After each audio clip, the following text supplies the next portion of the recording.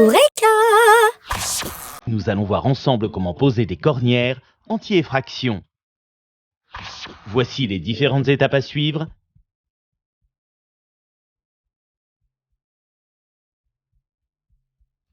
Et le matériel dont vous aurez besoin.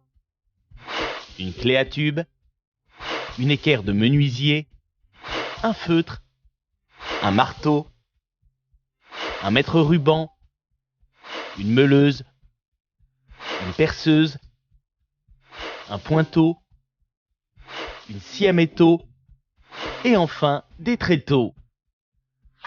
Première étape, repérer les perçages des deux premières cornières. Présentez sur la face extérieure de la porte fermée l'une des cornières verticales supérieures. Plaquez ensuite la cornière contre le montant du dormant. Faites arriver la cornière au ras de la traverse, partie horizontale du dormant. Laissez juste un petit jeu, 1 mm. Maintenez à présent la cornière en position. À l'aide d'un feutre, laissez une marque sur la porte au centre de chacun des trous de la cornière. Cornière enlevée, laissez une petite marque au pointeau au centre de chacun des repères précédents. Faites ensuite de même pour l'autre cornière supérieure, le long du montant opposé. Deuxième étape, fixez les deux premières cornières.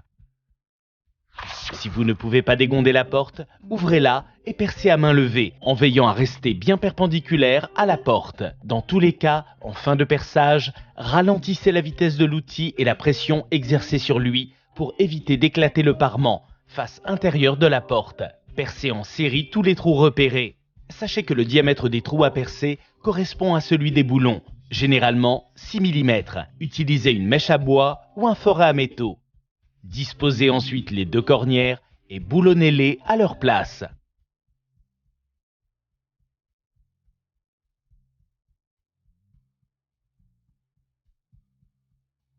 Troisième étape, percez, coupez et fixez la cornière horizontale. Avec votre mètre à ruban, mesurez la longueur comprise entre les extrémités supérieures des cornières déjà posées. Bridez la cornière dans un étau ou un établi pliant. Reportez la mesure sur la cornière horizontale. Tracez la coupe à l'équerre et coupez-la à la meuleuse. Présentez-la à sa place entre les deux premières cornières. Repérez les emplacements des perçages. Percez la porte, puis boulonnez la cornière. Quatrième étape, tester et ajuster si besoin. Pour cette dernière étape, ouvrez et fermez la porte pour vérifier que les cornières ne créent aucune résistance. Si c'est le cas, identifiez la zone de friction, puis desserrez très légèrement les écrous correspondants.